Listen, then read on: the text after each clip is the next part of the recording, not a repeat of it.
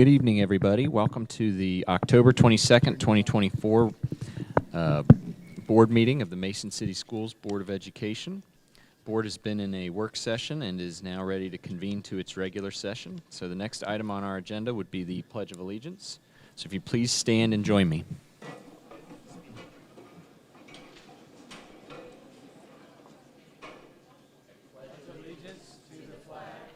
The United States of America, and to the republic for which it stands, one nation, under God, indivisible, with liberty and justice for all.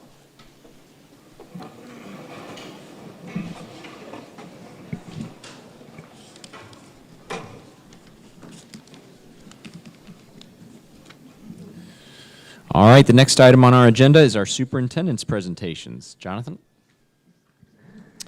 Thank you so much. Well, tonight, as we do each and every month, and if you're new to this, you can find the rest of these online, so you can go to YouTube and find these, but we do a wayfinding moment each month, and the idea behind a wayfinding moment is understanding that as a big district and a big community, we want to be able to dive in and show you some of the really great things that are happening throughout the district to help you find your way and get connected in and find that sense of belonging. So I'm going to turn it over to our Public Information Officer, Tracy Carson. Well, tonight, the Mason City School District's investment in safety and well-being are key to fostering an inclusive environment where each and every learner feels secure and supported. Our comic culture emphasizes respect, responsibility, and care for one another, which extends to how we proactively address physical and mental well-being. This is reflected in our safety protocols, mental health initiatives, and our culture of seeing something and saying something, ensuring that all voices are heard and protected. This month's wayfinding video showcases our recent safety summit, which allowed participants to see how we work with critical partners like the City of Mason's campus safety team, Cincinnati Children's Hospital, and MindPeace to ensure our staff and students thrive in a safe and inclusive environment. From ALICE drills that prepare us for emergencies to risk and threat assessments that provide early support for students in need, our comprehensive approach focuses on the whole child. We teach students to take ownership of their safety by embracing our portrait of a common, enduring human skills: integrity, empathy, adaptability, critical thinking, and communication. These skills not only empower learners to make informed decisions, but also foster a community where we look out for each other's well-being every day.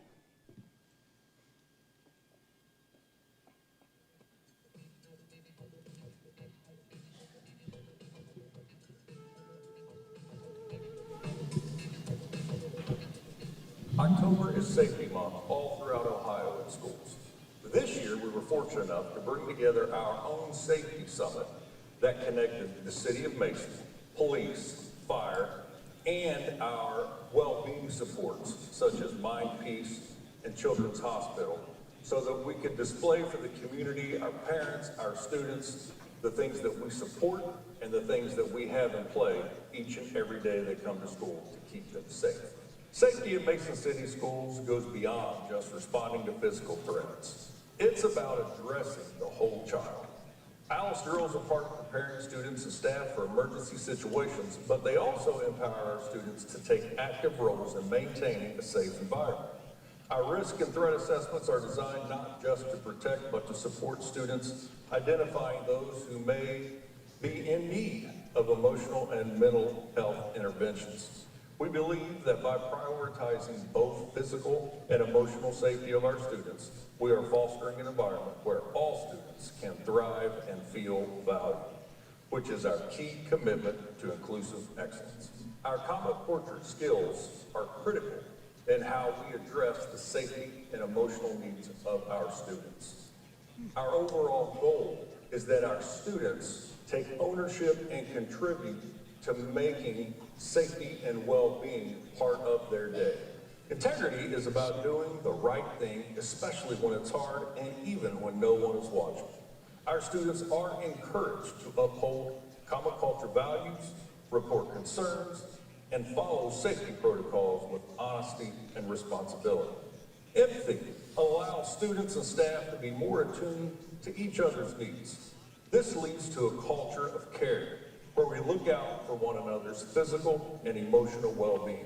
Adaptability is crucial in responding to evolving safety challenges, whether it's learning new emergency procedures or just to new social-emotional supports. Our community's ability to pivot ensures that we stay resilient in the face of change. Critical thinking plays a key role in safety. Students are taught to assess situations, recognize risks, and make informed decisions that prioritize their safety and the safety of others. Communication is the heart of any effective safety and well-being strategy. Open line of communication, whether through our see something, say something approach, or through mental health services, ensure that concerns are raised early and addressed proactively. Our common culture and inclusive excellence is committed to addressing the physical and emotional needs of each and every student. We do this so that our students can have the safest environment as possible.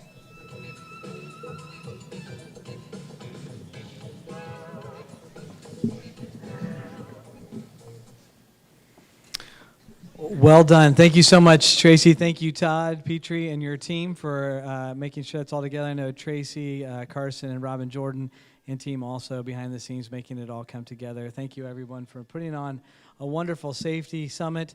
If you didn't get a chance to make it this year and you have questions about safety, we are always happy to support you in that conversation and to share with you what went on that night. And then next year, when we have the date, we'll get it out, put it on your calendar. It's an excellent opportunity to learn a lot. Not just like as Todd mentioned in the video, it's not just about the physical safety, but it's about the whole child. So we'd love to have you join us. All right, for our second superintendent presentation this evening, and this is why I think we have a big crowd here this evening and we're so excited. I'm actually going to turn it over to our new Executive Director of High School Experience and Principal, Mr. Ben Brown, to tell us a little bit about what we're going to be celebrating this evening. So, Mr. Brown, we'll turn it over to you.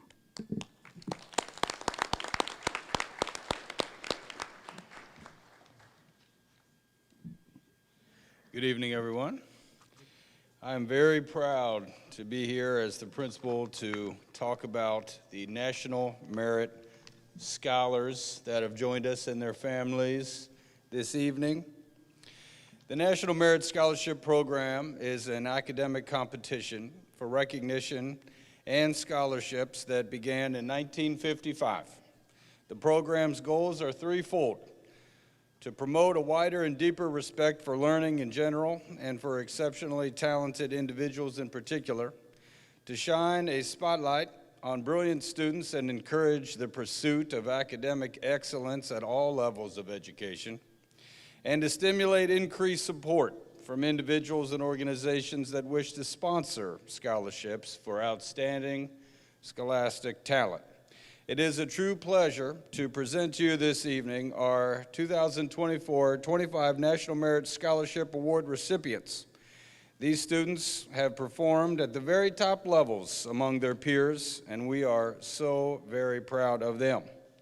Approximately 1.5 million high school students enter the program each year by taking the PSAT, typically in their junior year. We just gave the PSAT last week, for example.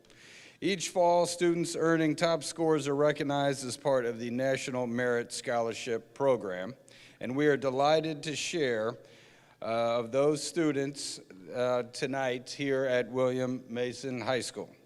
We're extremely proud of these students and their accomplishments, not only as a National Merit semifinalist, commended students, and national scholars, but also for everything else they do each day as students and leaders here at William Mason High School. So, students, on behalf of all of us at Mason City Schools, we thank you for your hard work and dedication to being exceptional students. We also want to thank our families for helping you to be so successful in all of your endeavors. So at this time, we will begin recognizing our students who have earned these various categories of recognitions for the National Merit Scholarships. These students, keep in mind, are among the top 1% with more than 1.5 million throughout the United States. It's truly an amazing accomplishment. And so the way we're going to organized this evening is when we call your category, you will come up and line up right where you see the black squares, right where Dr. Brennan is. You'll line up and you'll want to bring with you your blue card. Okay, everybody make sure you have your blue card. You'll line up right there. And then I will exit, actually I'll come down here so I can look you in the eye, shake your hand. And then when your name is called by Mrs. Carson, you'll come up here, you're going to introduce yourself, and you're going to share one Mason moment when you come up here. Now, I say one Mason moment when you come up here because some of our students on this list is going to be up here two or three times tonight, okay? And hopefully you have more than one Mason moment, so you can, yes, you can improvise. Something tells me you'll be able to pull it off. We got a lot of excellent brain power in the room tonight. Anyhow, so we will do that, and then as you come up and then exit, Dr. Cooper will be here to shake your hand as well. You'll go back and sit down. But before we conclude tonight, we'll call everybody back up on the stage to get one big group picture. Okay? So we're all good? We're all clear with that? Mr. Brown, can I just make one suggestion for our board to go on this side so you can shake hands? And then for the students, as you're handing me your card, I'll make sure to get your slide queued up so your parents can take a good picture of you while they're up there. And then you'll say your name and your Mason moment. Okay, so for the first, we would like to recognize our National African American Recognition Scholars, our National First Generation Scholars, our National Hispanic Recognition Scholars, and our National Indigenous Scholars. If you are in those selected groups for your achievement, please line up right here and we'll begin.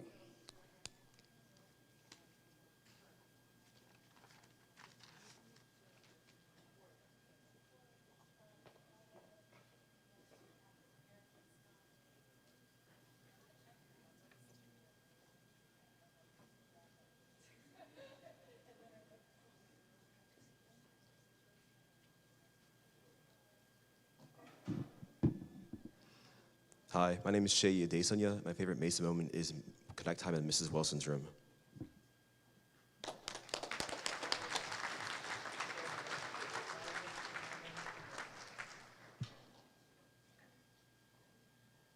Hello, my name is Destry Austin, and my favorite Mason moment was going to Louisville last year for a track meet.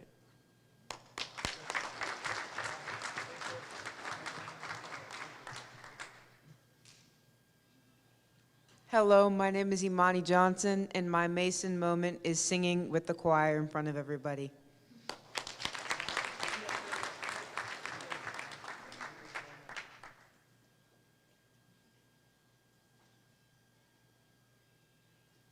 Hi, my name is Eden Orr, and my favorite Mason moment was having an exceptional postseason with my track team last year and becoming state runner-ups.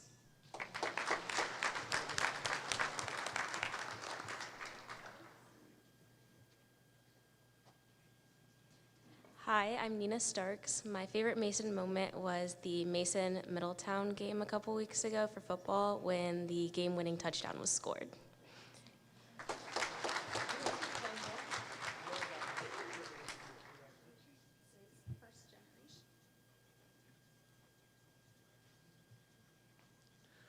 My name is David Diaz, and my favorite Mason moment is playing soccer under the lights and seeing everyone I love just come out and support me and be there for me.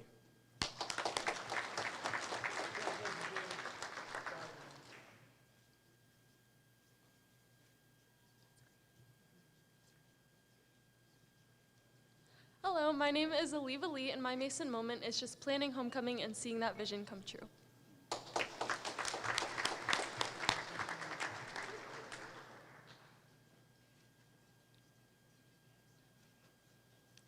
Hello, I'm Gianna Lee, and my favorite Mason moment is being in the school spring musical Once Upon a Mattress.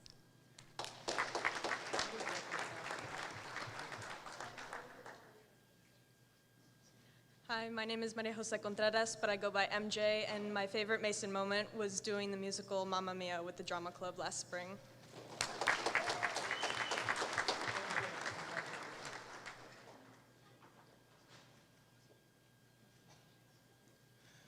Hi, my name is Gustavo Cruz, and my favorite Mason moment was my senior year pep rally. That was really fun. Thank you.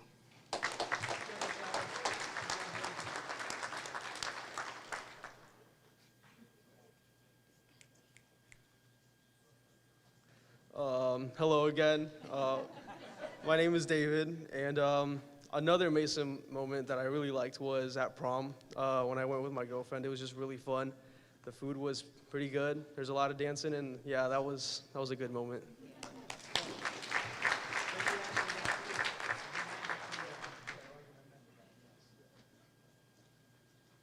Hi, my name is Santiago Flores. My Mason moment, it looks like I said field day in 5th grade, so yes.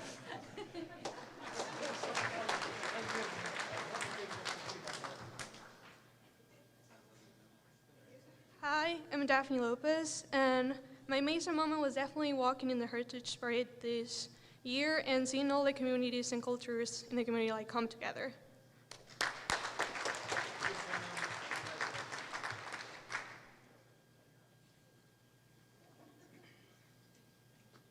Hi, I'm Alexander Legnowitz, and my favorite Mason moment is mentoring and tutoring ESL students every week during Comic Connect time.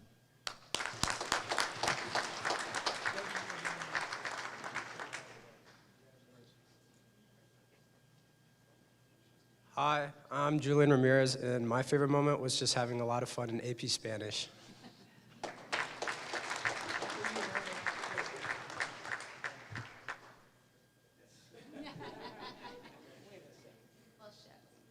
Hello again. I'm David, and I think another Mason moment that I really like is just being here. Thank you all you guys for being here and being so supportive, and yeah, thank you.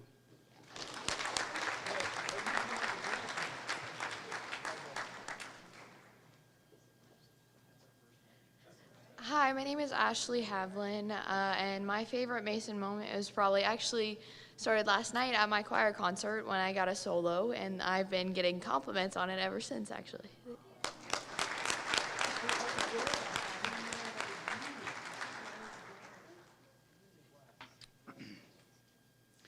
It was an outstanding choir concert last night. Very powerful. Thank you. Okay, next, we would like to recognize our National Merit Commended students.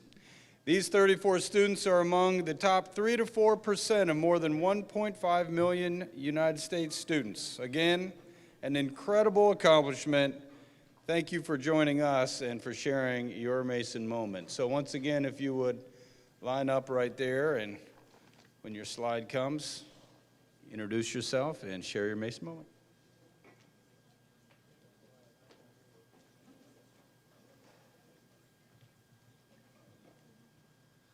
Hi, my name is Shea Desanya, and my favorite Mason moment, again, is representing Ohio in the National Science Bowl last year.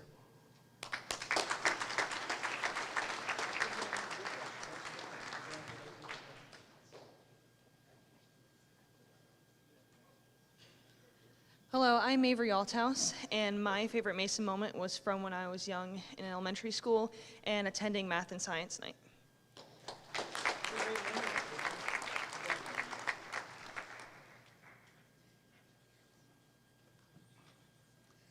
Hi, my name's Ella Fernandez, and my favorite Mason moment was when I had to lead my first MHSHS meeting, and Ms. Zamaro was very helpful and helped it all run smoothly.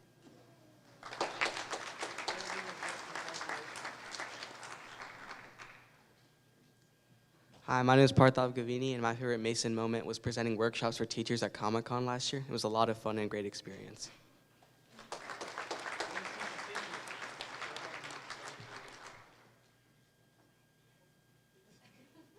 Hi, my name is Emily Cosina, and my favorite Mason moment was going to the Rose Bowl with the marching band last year.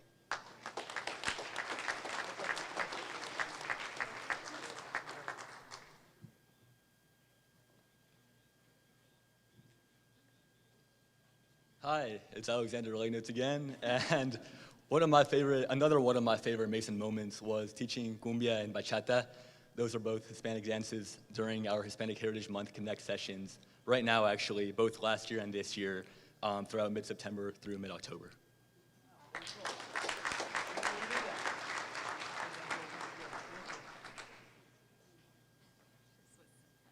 I'm Prachi Patel, and my favorite Mason moment was doing the physics boat races last year. Everyone went all out for it, and we had a blast.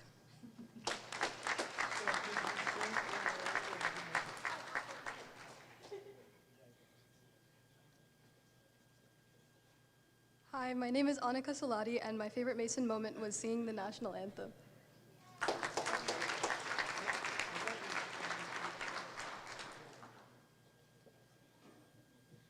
Hi, my name is Soha Shah, and my Mason moment was going to Hoko with my friends and having a great time, even though I was still a little sick.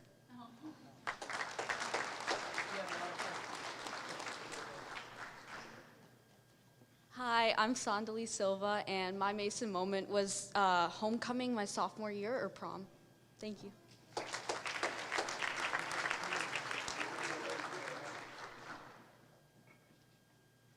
Hi, I'm Lydia Strauss, and my Mason moment was making safe and fun memories at Homecoming 2024.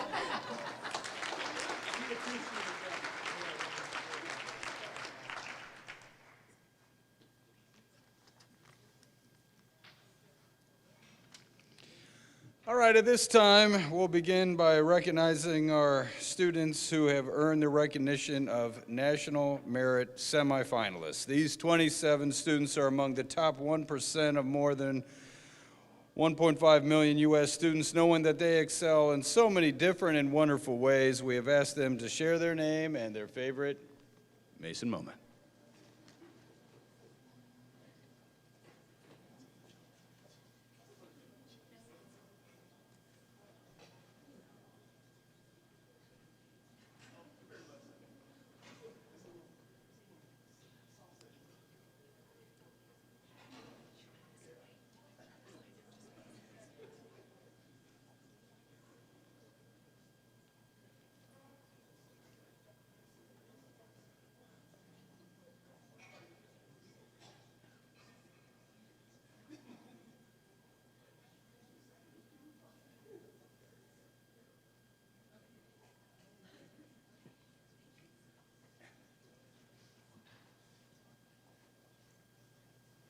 Hi, I'm Samuel Aronoff, and my Mason moment is helping to change my friend's car tire after it blew while we were driving to Graders.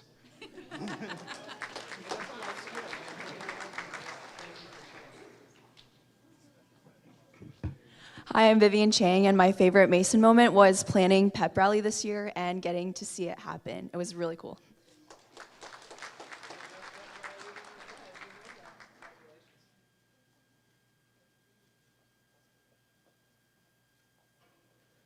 I'm Zoe Fowler, and my Mason moment is receiving the highest possible score with Bel Canto Choir in a division we'd never been able to compete in before.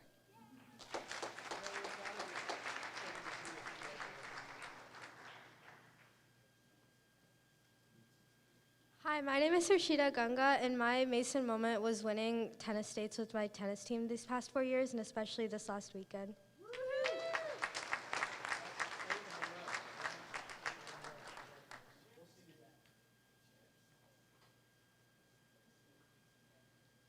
Hi, I'm Srich Deloka, and my Mason moment was being a part of Madden Science Night last year and getting to watch a bunch of kids try to run in Oobleck.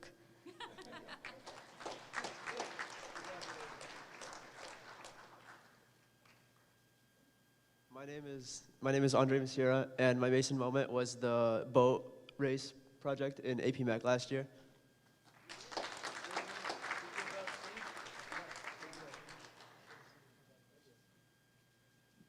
My name is Kanika Rahalkar, and my favorite Mason moment was when we did car console with NHS and raised over $500 for the Shine Lake Sable Foundation.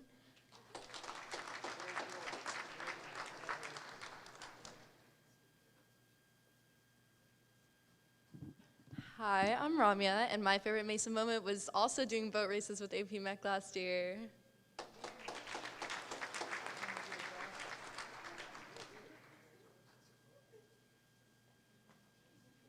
Hi, my name is Raymond Shao, and one of my favorite Mason moments was the opening of the Dream Center. It was pretty cool.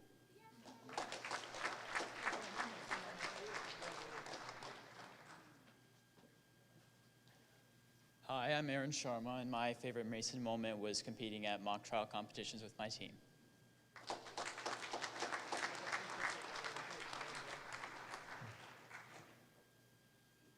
Hi, I'm Ethan King, and my favorite Mason moment was going to Perfect North with the ski club.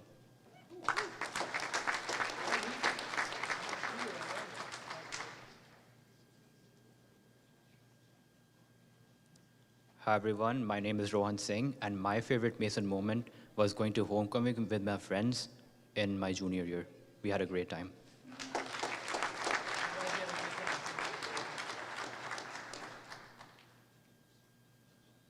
Hi, my name is Denise Serpanani, and my favorite Mason moment was also the Dream Center opening for the first time.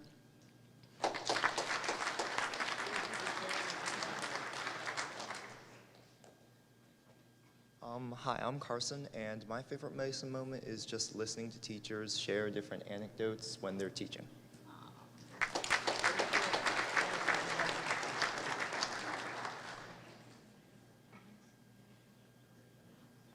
Hi, I'm Jerry Yang, and my favorite Mason moment was building the boats in mechanics last year.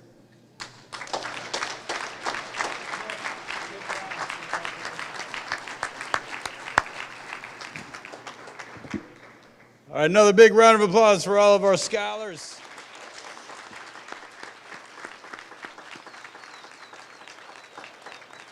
And for our National Merit semifinalists, as you see these plaques on the facade over here, we got a space right there for this group coming up. That'll be happening in the future. But don't forget, we want to get everybody up here for a big group picture at this time. So if all of you would come back up again, we'll practice our picture-taking skills to get everybody set up here. And families, you're welcome to take a picture as well.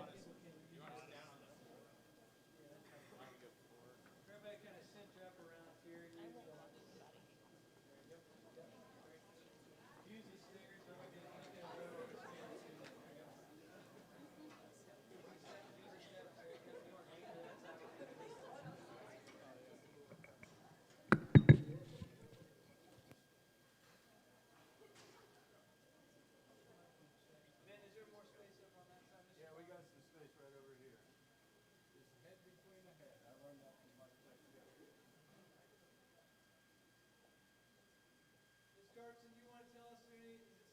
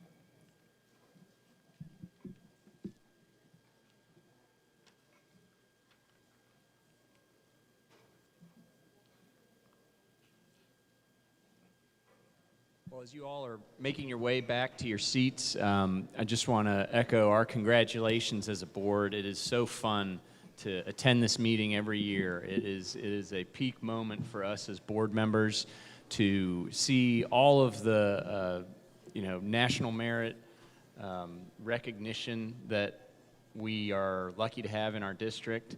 It's great to see not just the students but their families as well. Kind of get to see the ingredients going into the kids that we've got in our communities, and just the pride that parents and extended families show to the kids, and what a momentous achievement and occasion for all of you. I hope you'll all take a minute to pause, whether it's tonight or in the future, and go back and watch your fellow classmates, and what they said and also what they wrote. It's fun for us to kind of see everybody. I know it goes by quick, but to see what you responded with to the different questions and things, and hopefully down the road you'll keep this night somewhere in the archives, and you can pull it out and dust it off some night in college with your friends in the dorm rooms as you're bored and wondering what to do, and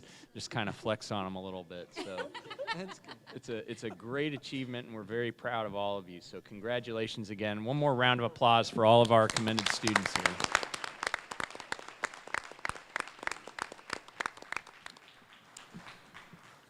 With that, Jonathan, I believe we're done with our superintendent's presentations tonight. Is that correct? That's correct. Thank you very much. All right. Well, this is a moment in our meetings where we typically take a pause for those who are here for the superintendent's presentations only, and you're more than welcome to stay for the rest of the evening, but we understand if you have other things to get to, big celebration dinners and things like that tonight. So congratulations again.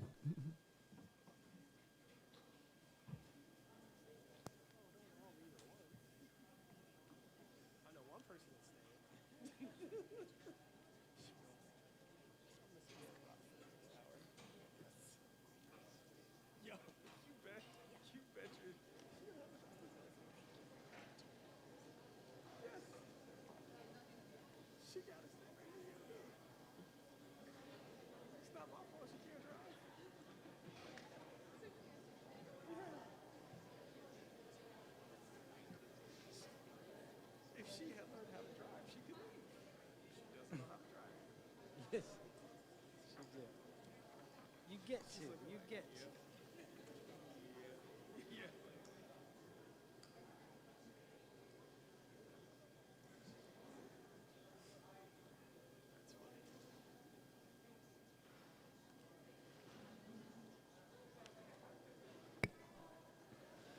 All right. As we are clearing out, we will move on to the next item on our agenda, the hearing of the public. Tracy, do we have any tonight? Nothing tonight. All right, thank you.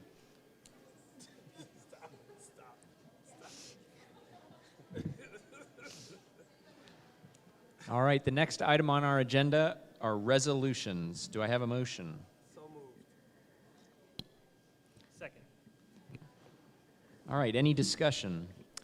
Yeah, I'll go ahead and just cover number A. So A is a resolution for an expulsion hearing resolution. The board gets to appoint a member to do that. A third party would be our attorney. So this is for Bill Dieters and his services to be the hearing officer for an expulsion. So that's what the first resolution is, and then turn it over to Sean for letter B. The second resolution is related to transportation. So we actually have several private schools that we transport to in the area. So if we are transporting within 30 minutes, most of the time we offer a bus for those kids.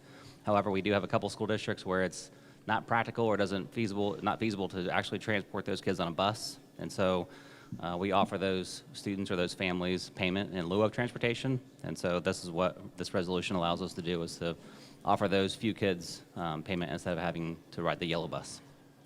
Thank you, Sean. Thank you, Jonathan. Any other discussion? All right, Sean, please call the roll.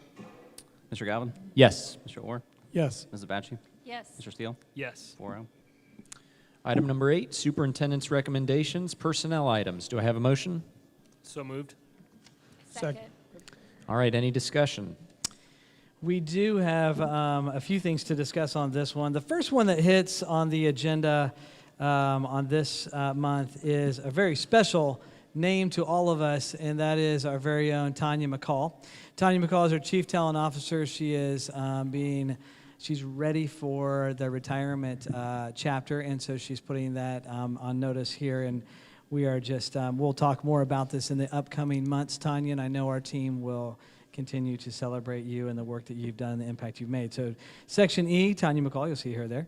And in Section AJ, just to make the connection, you don't have to scroll all the way down there yet, Tracy, because I know it's all the way down at the bottom, but just to make the connection, Tanya has graciously, as part of our succession planning, let us know that she will be retiring officially in January, but then coming back after her 30-day period that she has to sit out, to be redshirted, so to speak, and sit out for a second.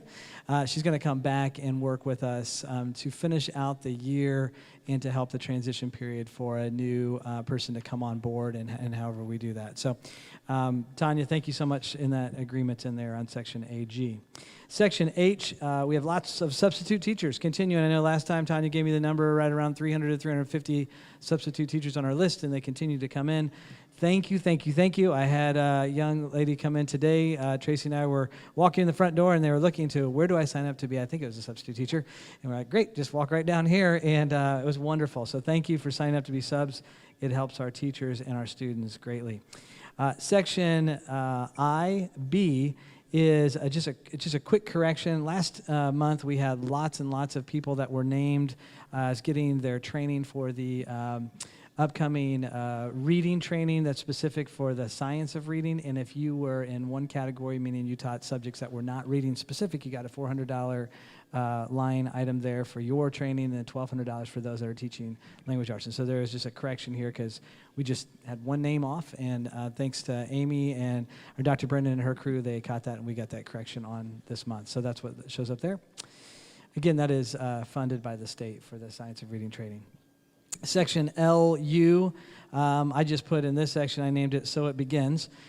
So we've talked a lot about retirements up in the next 10 years. So over the next decade, we've talked about about 50% of our staff will be eligible. That doesn't mean they will retire, but they'll be eligible for retiring, and that's just part of the season that we're in Mason City Schools. So we begin to see retirement showing up here in Section L and also in Section U. So we will continue to see them. I just want to thank the people that are on this list and the upcoming list that are getting ready to retire for your service, your impact. I mean, I have specific stories that I could tell about each of these people because I have over my last decade working with these folks and the work that they've done. They've impacted my own personal kids and many of the kids in our district, and just special people. So we just are so grateful, and I'm sure we'll continue to hear this message over time. And before Mrs. Withen-Walsh leaves, I need to fire that pot that I made in her classroom that's still sitting on the shelf. So don't leave yet. We'll get that done. Jan Hill, as we know her, is also retiring out of central office. We're just grateful for her service as well, and she will be missed, and that's coming up soon, really soon. So we'll make sure we get our celebration parties going on. I think that's all of my items. All the rest are pretty straightforward, but those are the ones I wanted to make sure that we called out tonight. Thanks. All right. Thank you, Jonathan. And to your point, Tanya, we will definitely look forward to celebrating you more over these last couple months, but would be remiss if we did not acknowledge the bittersweet feeling that comes with your swan song here with our district. So thank you in advance, and we look forward to continuing to celebrate you. Any further discussion? Have fun for those 30 days because we're going to need you right back. No, I'm grateful for you and for all those that have submitted their retirement. You know, we are in a relationship. This is a relationship job, whatever level you serve. And so your impact is people, and your impact is felt throughout this school district, not just students, but your colleagues as well. And so we're grateful to have had you and continue to have you. So thank you. All right, Sean, please call the roll. Mr. Orr? Yes. Mrs. Abachi? Yes. Mr. Steele? Yes. Mr. Gobb? Yes. Oreo? All right, the next item on our agenda, item number 9, superintendent's recommendations, action items. Do I have a motion? So moved. Second. Any discussion? I'll just run through the items really quickly. We have on item A, this is a Warren County ESC contract. This is a contract of a change of placement for a student to provide services, so you'll see that as item A. Item B is Red Key Express Services. This is a transportation service that we do use when we are not able to transport students with specific needs, and so we'll continue to work with them. We have done some work, as we've shared with you, and purchasing a fleet of vans to help continue to offer that in-house, but we still have some needs, and so we'll continue to work with Red Key for that. And I know Mark and Todd have been working closely to continue to monitor how we add to our van fleet to continue to serve our families.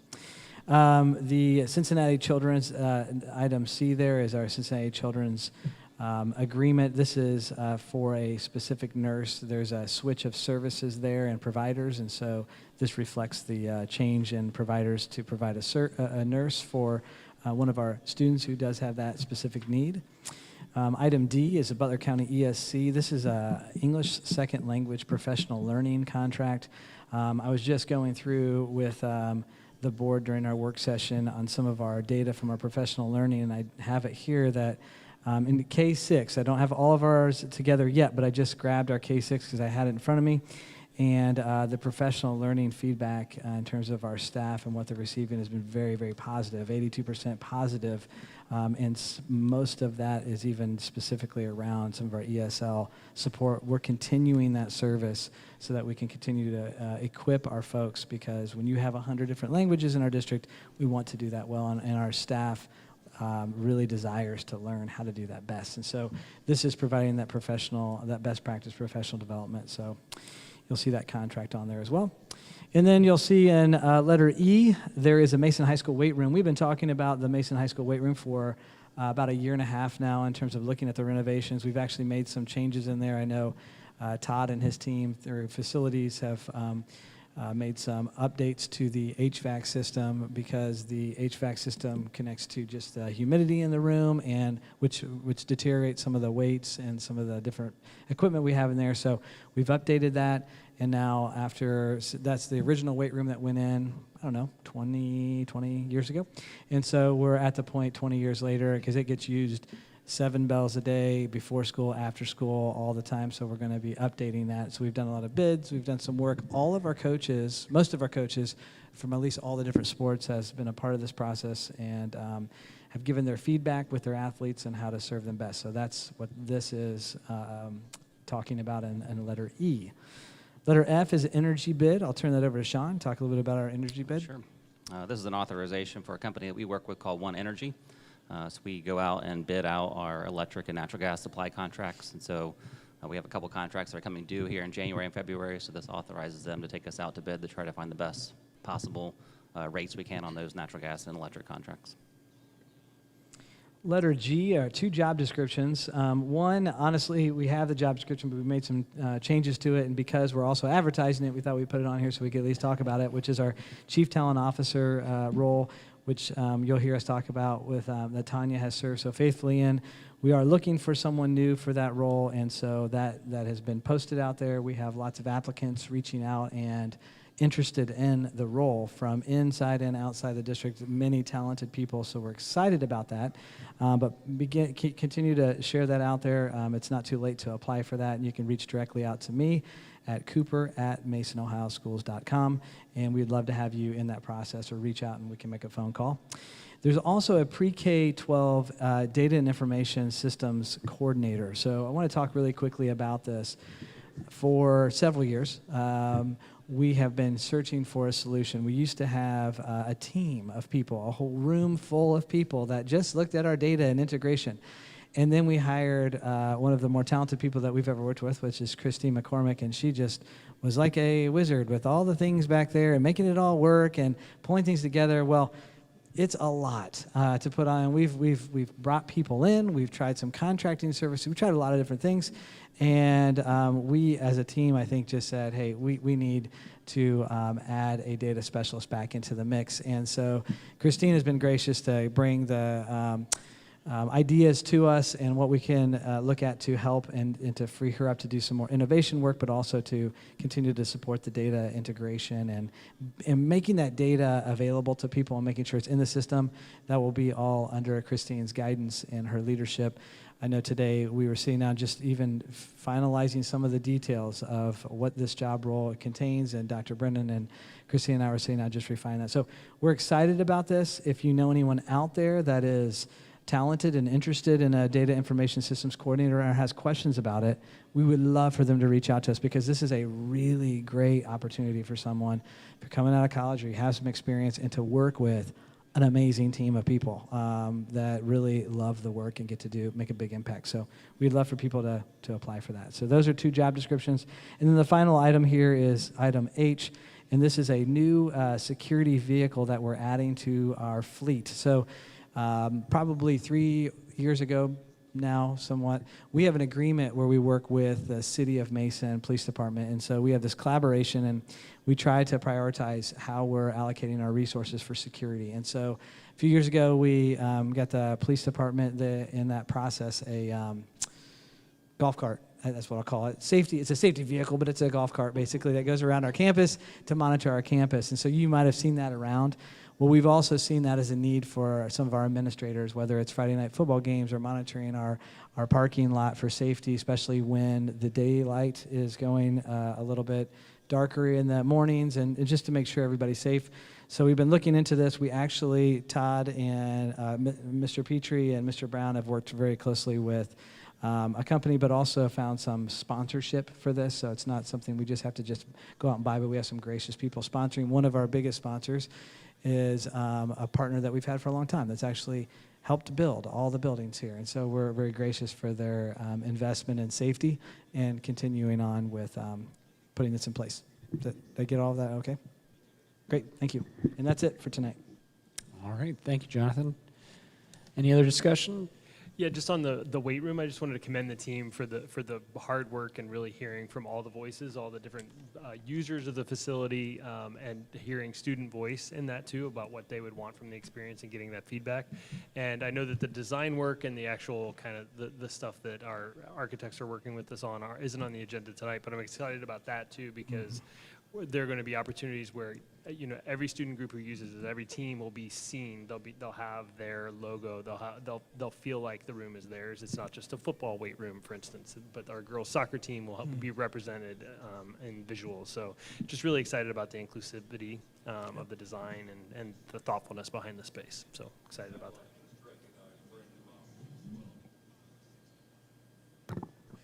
He did an excellent job working through this, using a really nice investigative pattern, worked with all the coaches, met with all the kids. I just want to give him a shout out for doing a nice job. So we'll thank Brandon Rompies for his work and working together. Thank you, Todd, for pointing it out. And if there's anybody out there who would like to talk to us about the weight room, or even is interested in having their sponsorship or logo to advertise, we have lots of kids coming through there. And it's lots of eyeballs to see that place. So if you're interested, reach out to us. We have opportunities there. All right, thank you, Jonathan. Sean, please call the roll. Mrs. Bacci? Yes, but abstain on 9A. Mr. Steele? Yes. Mr. Galvin? Yes. Mr. Orr? Yes. 4-0. All right, I believe we are to, is it item 10? Yes, 10, Treasurer's Report. Do I have a motion? So moved. Second. All right, any discussion?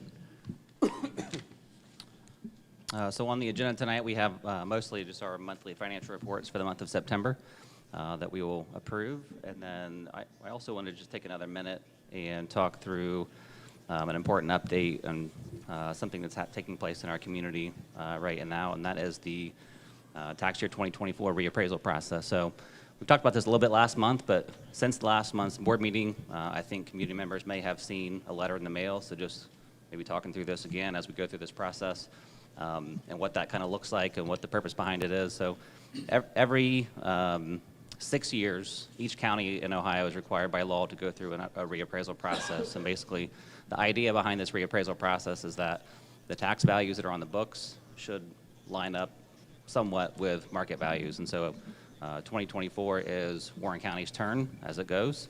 And so market values have obviously changed a lot in the last couple of years. And so market values are up, and so taxable values are also going to increase. And so this letter that went out, people might have seen their estimated new value for tax year 24, which is for taxes they will pay in 2025. And so you might have seen everybody got a little bit different percentage increase on their home value. The average in our school district was about 28%, so it was a large number. The good news, though, is that a 28% increase in property value does not mean a 28% increase in your tax bill. And so that's a little bit different than a sales tax or an income tax, where if you have a 20% increase in income, you might see a 20% increase in taxes. The difference here is that as property values increase, the tax rate for property taxes actually decreases, so the rate changes every year. And so a 28% increase in our case actually means for Mason school taxes about a 3 to 5% increase in our Mason school taxes. So a big difference there. And so that's just on the Mason school part. If you look at the other taxes, because we're not the only property tax entity in the area, so you've got the city or the township or the county or the library or other places. So if you combine all those things together, probably an increase of closer to 7 to 10% for Mason City Schools taxpayers. So again, 3 to 5% just on ours, 7 to 10% total, compared to a 28% in value. So if you're looking at actual dollar amounts, what does that mean? What are those percentage increases mean for me? A couple numbers on that. For a person, for every $100,000 of home value, the 3 to 5% increase means about a $4 per month increase. Again, for every $100,000 of value for the school part, and then for the total, the 7 to 10% for your total tax bill, every $100,000 will see an increase of around $11 per month. And so just to kind of give people an idea of what they might be able to expect. And these are for property tax bills that will come out in January, and it will be the first half bills will be due February 26th. If anybody has any questions, the county auditor has done a really nice job of putting together a website where it answers questions and has resources on there. Always feel free to call our office as well. We're happy to talk through anybody's questions that they might have. So that's all I have for tonight. Any further discussion? Matt made this point, I think, last month, and I'll kind of make it this month. It's really important that we hear what Sean is saying about the total increase and what the school district sees. I think, school finance is always a hot topic. We don't see House Bill 920 reduces the amount of the millage, outside millage, as property values goes up, so you can't collect more than what you passed when you passed your levies. So we will get 3 to 5%. That's mostly from our inside millage, and so other districts in our county on the floor at 20%. When those values go up, they will see most, if not all, of those dollars. We will not. So we as a board have planned for this, and we understand this. We've got a great treasurer that walks us through this. So our finances are in very, very healthy shape because we've budgeted for it. But there will be conversations about school finance, and understand that just because property values and property taxes increase doesn't mean that we, as your school district, see all those revenues. I think that's a very critical point to hear and understand. And Sean, to clarify, that 3 to 5% increase that we see as a district, that's for just the year that the reappraisal occurs, right? That's not an ongoing thing. Whereas our largest expense as a district is salaries, benefits to our workforce. And, we just closed on a collective bargaining agreement where we know that for the next 3 years, we are going to have, a 3%, 3%, and then 2.25% to just the base of salaries, not including what step increases will also entail. So we see, while there's a little bit of a one-time increase when we have a reappraisal, it's easy to see where districts you know, they go and ask for a levy, you have expenses and you know, outside of the context of a collective bargaining agreement, we also have increasing costs that we need to continue to incur to, you know, just keep the lights on, keep, you know, lunches coming, all the things that, you know, make the world go round. We have those same costs here as well. So we are very appreciative to have you walking us through that. We're very appreciative of the support that our community has shown to us as a board in supporting, you know, all of the work that we do, and in supporting that both, you know, with their input and their engagement, but also financially and with their taxes. So. Yeah, you're absolutely right. All great points there, and that 3 to 5% increase. I think somebody had mentioned, a couple people had mentioned inside millage, and it's very complicated. There are different kinds of millage rates, and so that is just because of that inside millage, and that idea of tax rates decreasing is actually what is the main cause of school districts across Ohio being on the ballot so often. So, you know, those tax rates are always decreasing, always changing. So that's why communities across the state of Ohio see school districts back on the ballot, you know, every 3, 5, 6, 7 years.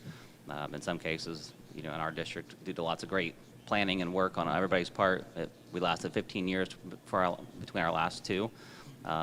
So that's the main driver of why you see school districts back on the ballot, is because those tax rates are changing. So I guess that's the downside. The good news is that in this particular case, we're not going to see our community is not going to see a 28% increase in value or in tax bills. Some districts are. We have lots of districts across the state who might have seen a 30 or 35% increase in value. If they're at the 20 mil floor, they're going to see a 30% increase in tax bills. That's not the case here. But thank you, all great points. Thank you, and again, community always happy to reach out. We're always happy to answer questions or talk through things. And we've highlighted it before, but we also appreciate, you know, the work that our county auditor, Matt Nolan, does to inform the public and to, you know, remind people about how these issues work and how they impact all of the different branches and local government services that we enjoy in Mason and in Warren County. So, any further discussion? All right, Sean, please call the roll. Mr. Steele? Yes. Mr. Galvin? Yes. Mr. Orr? Yes. Ms. Abachi? Yes. All right, our next item, committee reports. We do have committees that have met, so I'll start with arts and activities. I'll turn it over, I think, to Tanya. Arts and activities did meet, and we approved all of our agenda items. We had things such as we approved an ultimate Frisbee out-of-state trip to Louisville. We had Great Gatsby. We approved their poster, which that production was this past weekend. We approved some additional duty stipends for middle school Polar Bear Running Club, the middle school drumline, and the Mason Intermediate after-school choir. In addition to that, we approved a new overnight trip application. We have always had a process, but we were revising our form, so we approved that new form. And then the last item that was kind of a big discussion for us is we were looking at the middle school esports team, and they were trying to decide if they wanted to continue with the current platform that they're using, which is they go with an outside of the district company that manages them, or whether to bring that in-house. And so we voted to continue for now to go with that outside company as a management tool while we researched new equipment for the middle school esports, as well as some management techniques. So that's where we landed for now. Great. Our next one is Facilities Committee. Thank you very much, Tanya. I'll turn it over to Todd. Yes, in our committee meeting we had, I think, October 16th, we really focused heavily on the weight room, some different discussions about how that will be used, the safety of it. Just really great questions. I love bringing things to the Facilities Committee. And then tonight, thank you for the approval, and our athletes, we have lots of them, roughly 1,500 to my understanding, just athletes use this room. And it did work out well. Mr. Rompies was able to walk us through. Each of the coaches were invited to meeting. The majority were there. They had a student athlete with them. We were also able to look at the way other high schools have done this, other colleges. Trent Smart, who is our weight room coordinator, I was really impressed with the connections he has around the country and his background of where he's been before here. He's just going to be a bright star here in Mason as he moves forward. So the whole situation worked out well, and we're appreciative of your support. Finance Committee, you want to take that, Sean? So Mr. Orr and several people have mentioned the budgeting and the planning and the things that go into managing the district's finances. And so this last meeting, our main topic was the 5-year financial forecast. There's a couple times a year that we do officially approve that and send it to the state, but it's not just twice a year that we look at that. We look at that all throughout the year, but we did take a deep dive here a couple weeks ago to look at that in depth, and we will have that on next month's agenda for approval. That's great. And our next one is Mason Schools Foundation. I know Matt and Tracy were there, so you want to... Yeah, we had our meeting the 16th, and then we actually, a few days later, had our kind of a retreat as well. One, just to really make sure that what we are doing is aligning. It feels so good since we really started in 2008, we have given back over $1.3 million directly to kind of really taking educators' dreams and saying, you have this idea, we're happy to fund it for you. And that's one of the special ingredients that makes Mason really special. And we also are fortunate to have an endowment that we've also been growing at the same time. And we really have a big event going on right now that we would just encourage everyone to get on board. One small move that could make our, dreams that we have maybe for more learning parks or additional weight room equipment, all the things that people could imagine. If we had even a more robust Mason Schools Foundation, we could maybe achieve even more of those dreams faster. And so a give every month option is a thing that we really will be pushing. And on Friday night, we'll be celebrating all of our new donors who've been giving every month, and then as well as new donors who've made significant gifts over a period of time. And so we'll just encourage everyone, if you're at the Friday football game, you can watch that those recognitions take place there at halftime. And we do have our give every month option right now. Anyone could go check out these incredible auction items, including spring break. So if you don't have your spring break plans, we've got a great spring break opportunity. And I'm gonna tell what it is. You can text to give MSFBID24, so MSF bid 24 to hashtag 76278. Sweet spot parking spots, principal lunches, donut parties, but really Bengals behind the scenes, FC Cincinnati, we've got stuff for everybody, and it's really knowing whether you ran a raffle or win a bid, all your money is going back to support kids in Mason Schools. Thank you, Tracy. I cannot believe you get to meet Joe Burrow. Was that part of the Bengals behind the scenes? I didn't know if I caught that right, but hey, bid now. You do have to have a driver's license to get the sweet spot, right? No. I mean, I don't think so. asking. Actually, no. Freshmen have We'll even take gotten anybody's that. So money. no, Eden, no. Get ahead. Okay, just asking. Yes, Just you do random, not total need a random driver's question. license Got to it. have a Okay. sweet spot. Perfect. All right. Any other committee meetings? I think that's all of them. Yeah, I think that's it. I didn't miss any? No. All right. The next item on our agenda is our legislative update. All right, really quickly, there's not a lot going on in Columbus because everybody's out campaigning and doing their thing, or on your TV, showing up in all kinds of ads. So here's what we have really quickly, just to keep that we are keeping our eye on. One of the things we're watching closely is Senate Bill 104 and House Bill 183 got smushed together, so to speak, and integrated together. So one is specifically about the College Credit Plus. We're watching it because it has an impact on us, and College Credit Plus is an opportunity for kids to take college classes, and it also has an impact with us. So we're watching that closely. And then it's also got 183 then added into that, which is the bathroom bill that we're watching closely. And we navigate that here, but that is something that will be, because that will impact all schools. So we'll keep an eye on that. It's 104 and 183.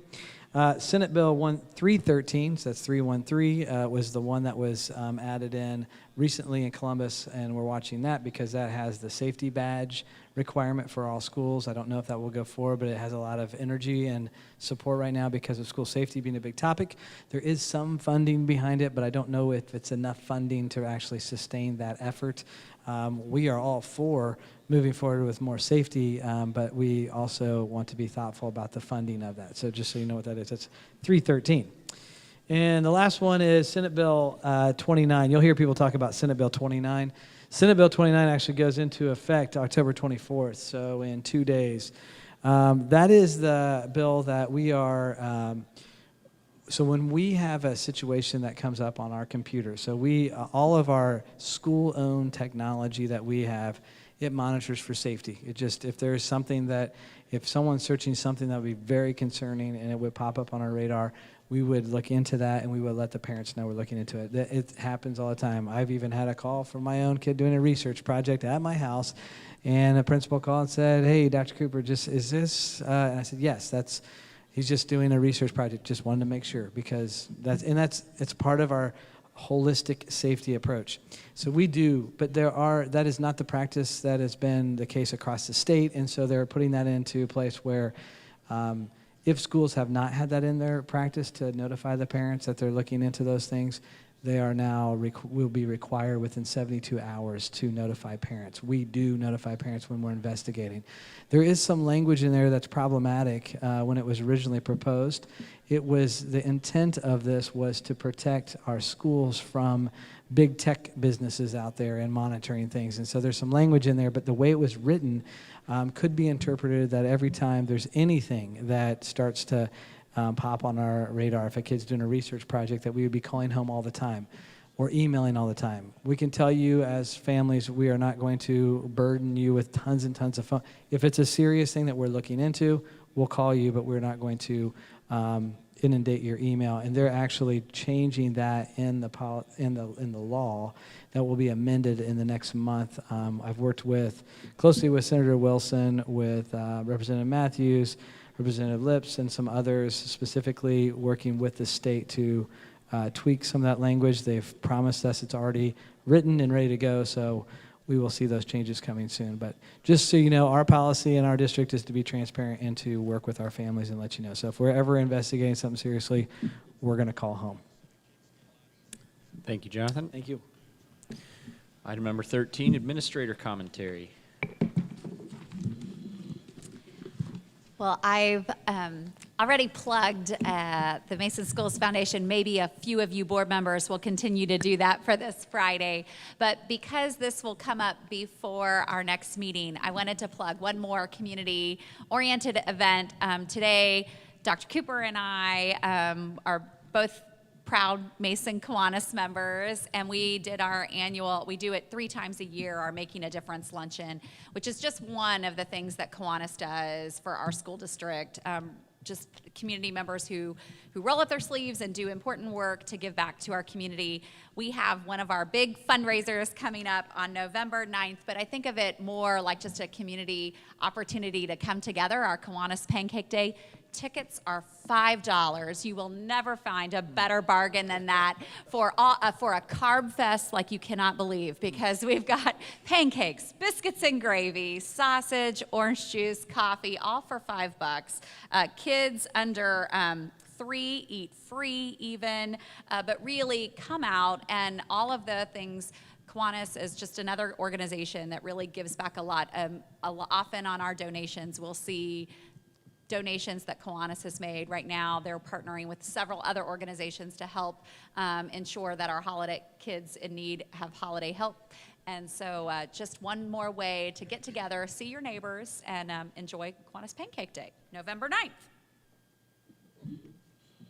Thank you, Tracy. Thank you.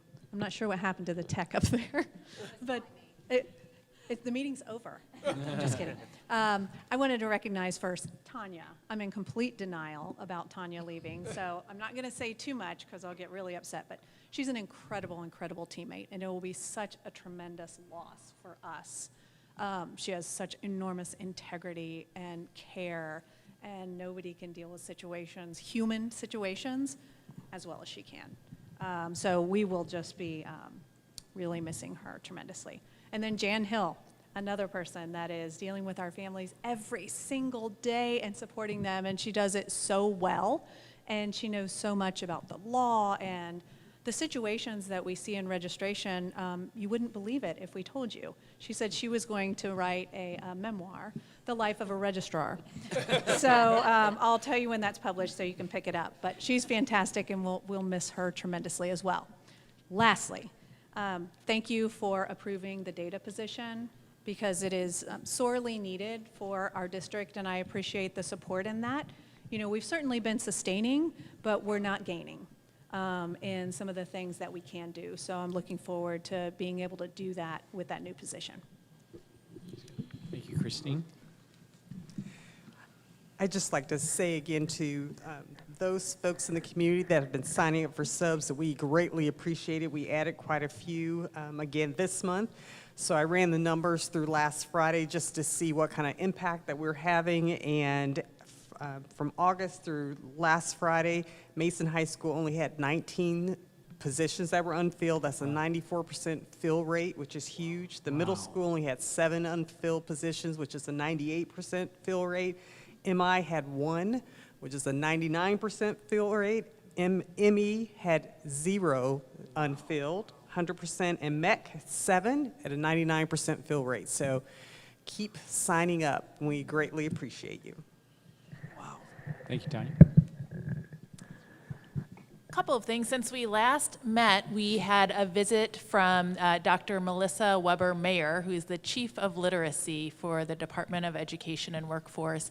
And we've been in contact with her for quite a while and just sharing our experience as the state has been promoting the science of reading, and invited her to come and just see how we are living out those principles of the science of reading and pairing them with our commitment to personalized learning. And so we're grateful to her. She came down and spent about 4 hours, half a day, you know, and passed the school day with us, visited a number of classrooms at Mason Elementary and at MECC, and just it was great conversation and feedback from her about the wonderful work that our educators are doing.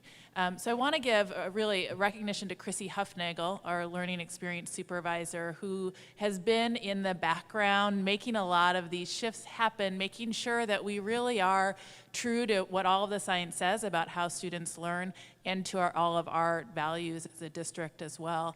We're so lucky to have her expertise. She actually, in that science of reading state training that we've approved here the past couple meetings, Chrissy actually has one of the research articles she's a co-author on that is cited and used in that training. So we're so fortunate to have that expertise.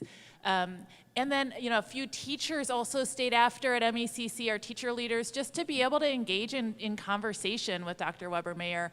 Elizabeth Weddle from kindergarten, Thai captain, first grade teacher, and Heather Luba, who's in second grade teacher. And it was just such a wonderful, rich dialogue and a reminder of what experts we have in the classroom, like the ability to have, and I think any of our teachers could have, to sit down with the chief of literacy in the state of Ohio and feel like they really were, you know, pushing and engaging in true great conversation. She wanted to hear from them because she knew she would learn from them. So just a great visit and celebrating all the wonderful things happening in the classroom.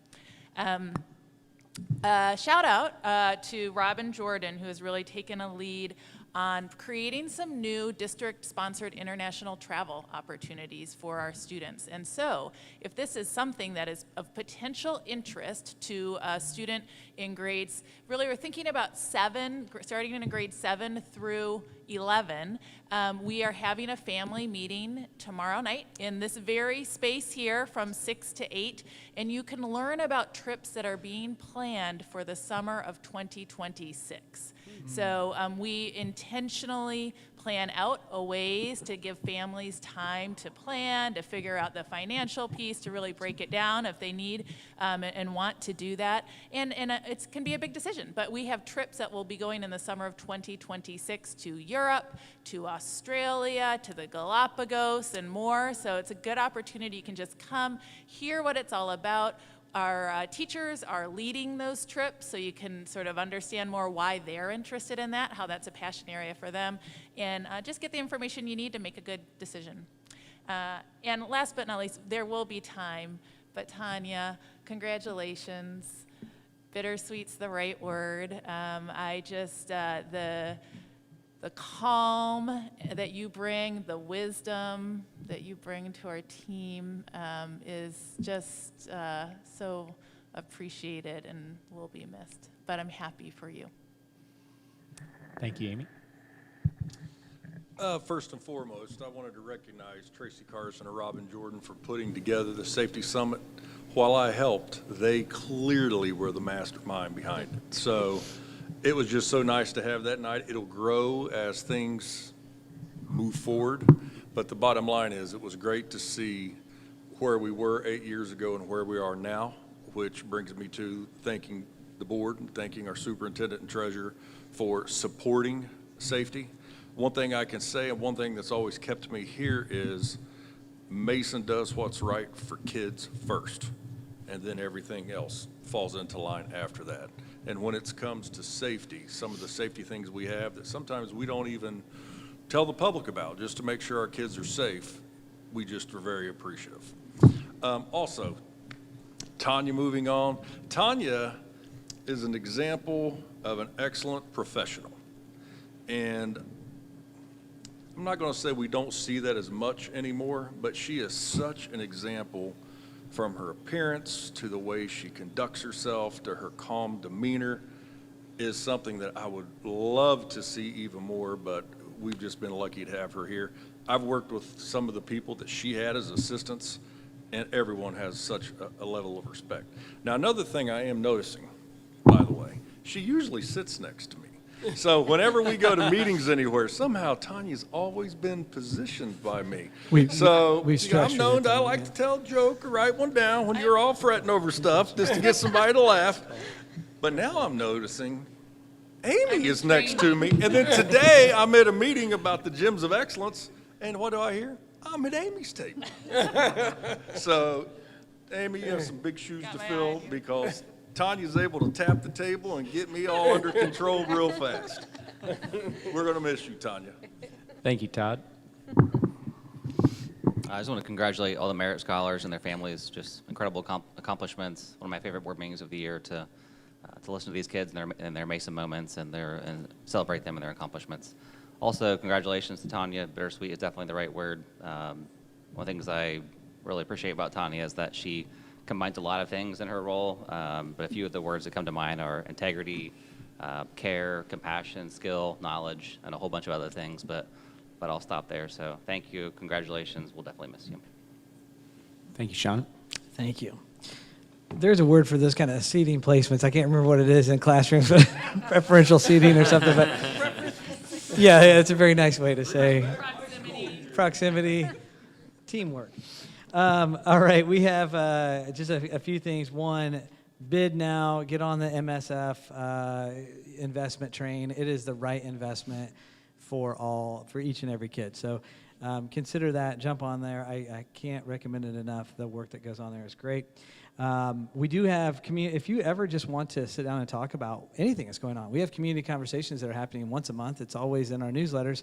But if you're listening, 11/4, which is the 4th of November, it's coming up really quick. I think it's right before the day of voting. You probably heard of it. It's coming up in the news. So when you hear those commercials now, I want you to think, ooh, but the day before, I could be sitting down talking to Superintendent of Mason City Schools about all the things that, I want to hear or see about Mason. And we're going to be at Cocoon Coffee at 8 a.m., brewing up conversations, and then brewing up more conversations at Warped Wing at 5:30 that evening. So we'd love for you to join us.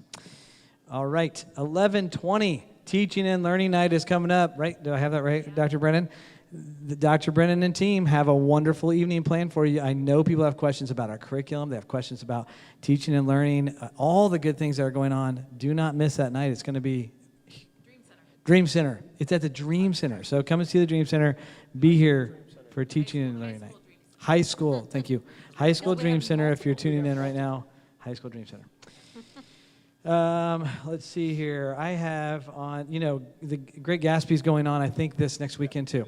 I saw it. It's great. It's excellent. Definitely put that on your, it's on the black box up here. It's a wonderful show.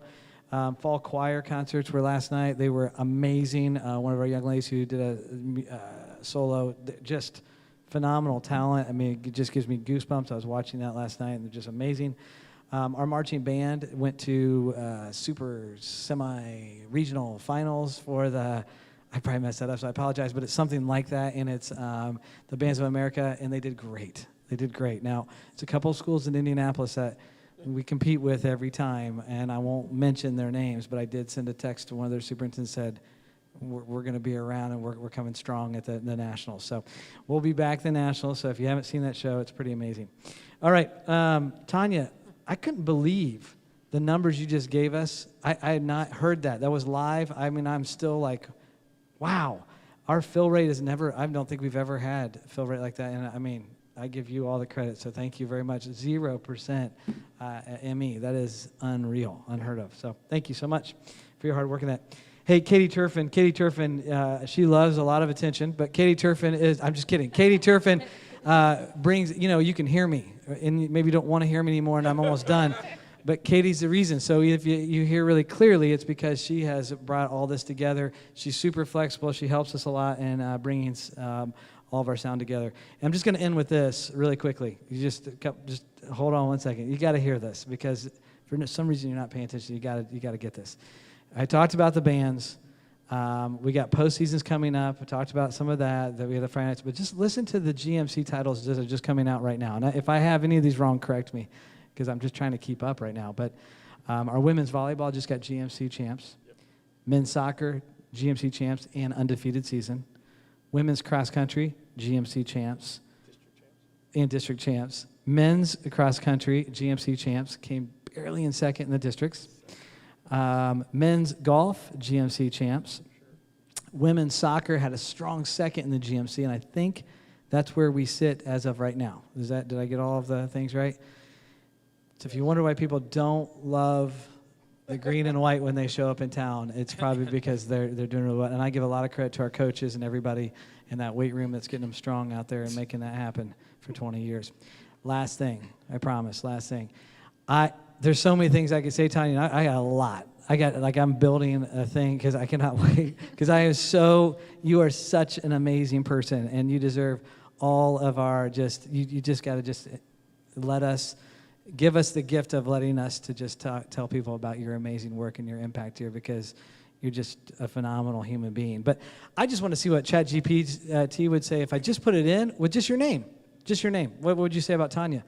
Tanya McCall is the heart and soul behind the thriving workforce at Mason City Schools, a chief talent officer. She brings unparalleled expertise, compassion, deep commitment to ensuring that each and every student feels valued, supported, equipped for success. Her leadership is not only nurtures individual growth, but it strengthens the entire district, making her an indispensable pillar in our community. I mean, I just put your name in to ChatGPT. I'll work on what I'm going to say personally to you, but I just want to tell you, Tanya, we love you to death. We really love you. So we'll talk more as it goes on. I'll turn it over to you guys. Thank you, Jonathan. Item number 14, board commentary. Matt?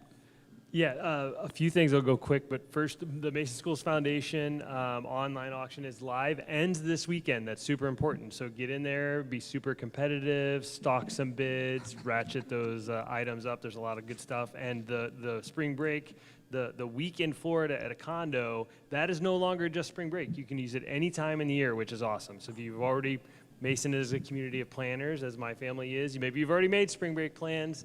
You could use it later in the year too. So very exciting. Please go online, buy tickets or donate or bid. Congratulations again to our students and families for the recognition. I mean, that's just incredible to have achieved that.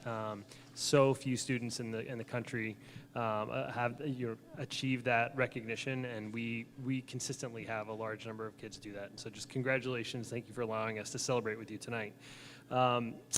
since our last meeting, we also had our DEI Council's Windows and Doors event celebrating Hispanic Heritage Month. I think that was since our last meeting. And it was another phenomenal celebration of a particular culture in our district that helps us thrive. It was a great celebration. It was fun, again, to serve food. It was just a fantastic time celebrating Hispanic heritage. One particular shout out on our retirees tonight. I would just want to give a shout out to Mr. Whitney and just say how lucky I am that at least one of my kids got to experience you in the classroom. Ainsley is forever going to be impacted by having Mr. Whitney as a teacher at the middle school. And bittersweet, again, a good word. I'm very happy for you that you're retiring, but I'm very sad that my boys won't get this similar opportunity along with the rest of upcoming 7th graders. And Tanya, we'll keep embarrassing you and lavishing you with praise, but I just wanted to say, like, ChatGPT must have somehow gotten a hold of every kid every day, because when I think of Tanya McCall, I think that wasn't just a slogan, that is what drives you, and you have impacted the district to have the same ethos, and so we just can't wait to celebrate you more fully, but just wanted to say congratulations and thank you. Thank you, Matt. Desiree?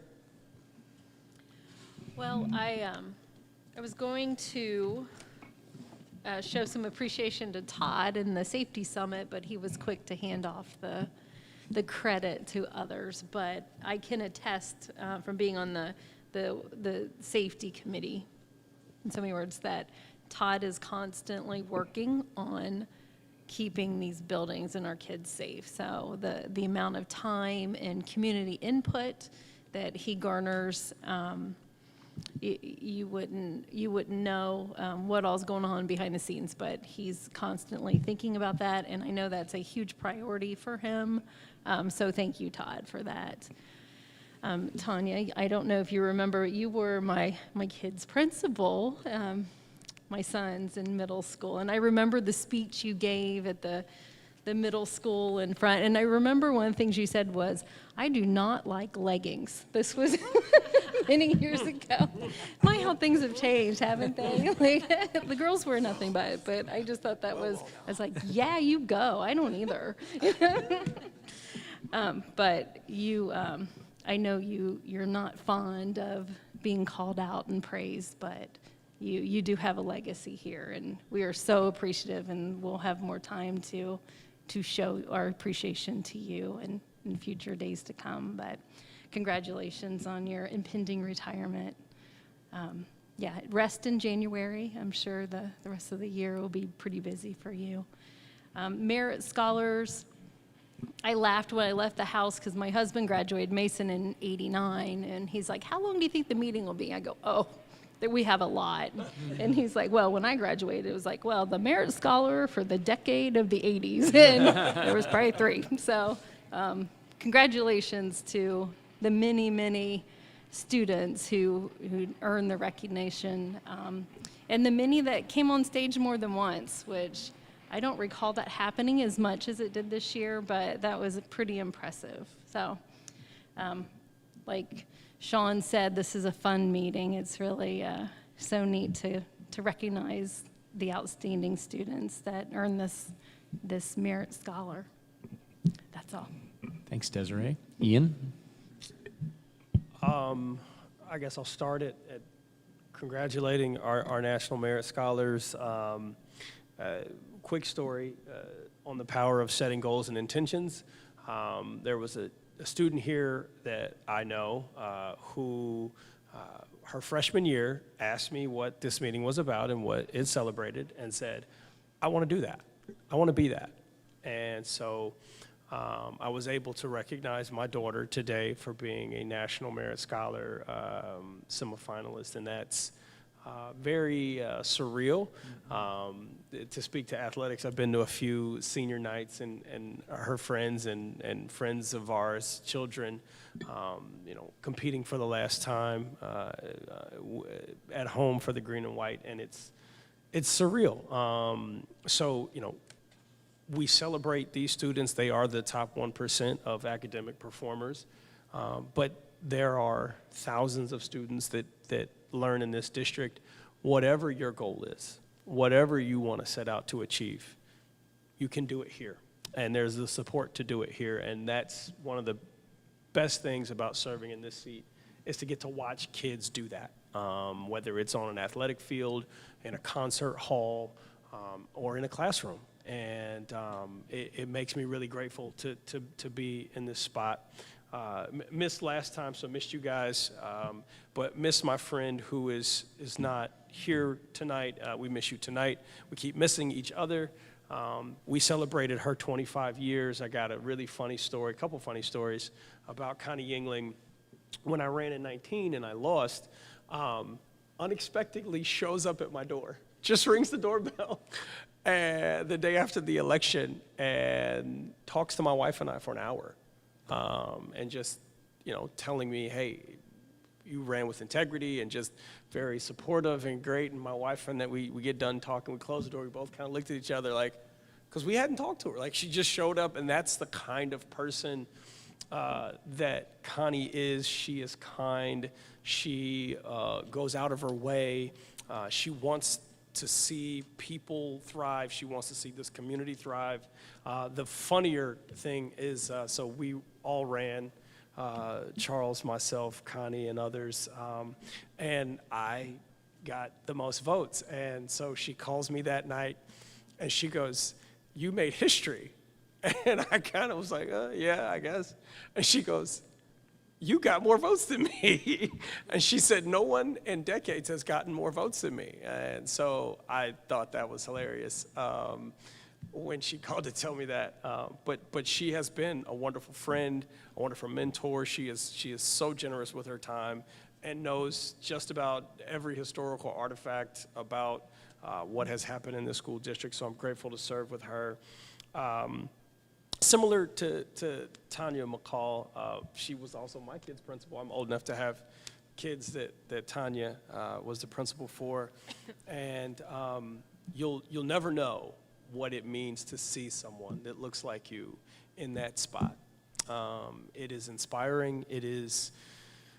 It makes those goals and dreams that you think you can do. It's like, oh, Mrs. McCall, she's doing that. And it's, so I just thank you for being who you are every day without apology. It has made this entire community in this school district better.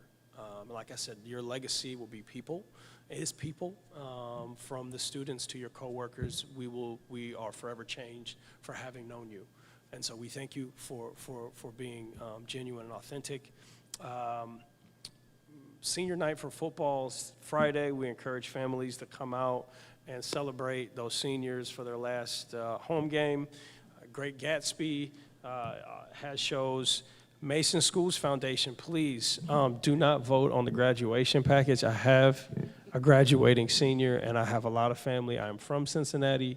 I have family coming from far and wide. Please, please, please. Or just make me pay a lot has for to bid it. higher. Yeah, Keep that's bidding. I beat Matt out in a couple bids, so that he's maybe a little bitter. I did. Yeah, Xavier, I might just bid, and I don't have a seat.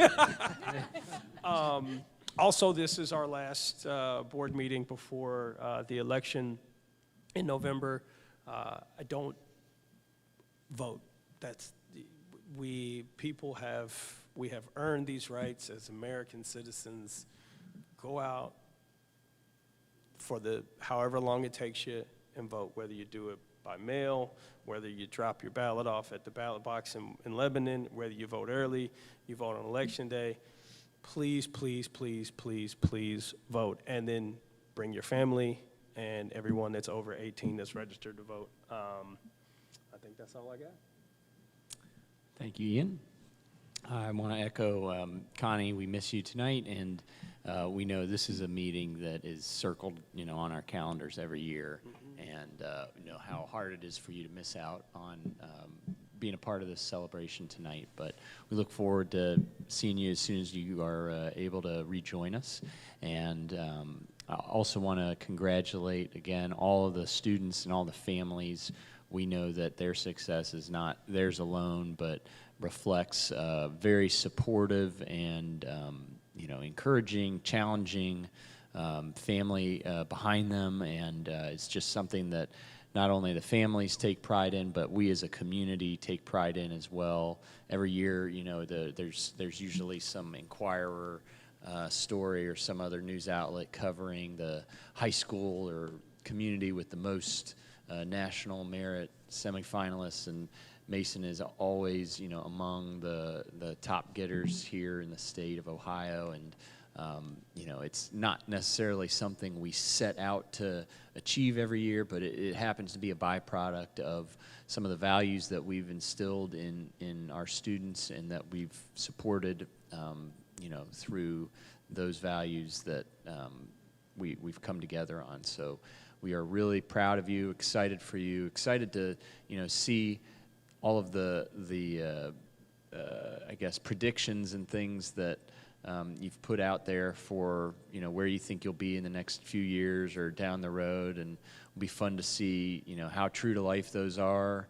You know, it's so fun how wide the spectrum of predictions is, you know, everything from, you know, a specific niche medical practice with a type of residency and, you know, all these different, you know, professions to, you know, someone saying, I don't know where I'm going to be, and that's what I'm most excited about. So a lot of fun just to kind of see the spectrum of kids that receive this special recognition every year.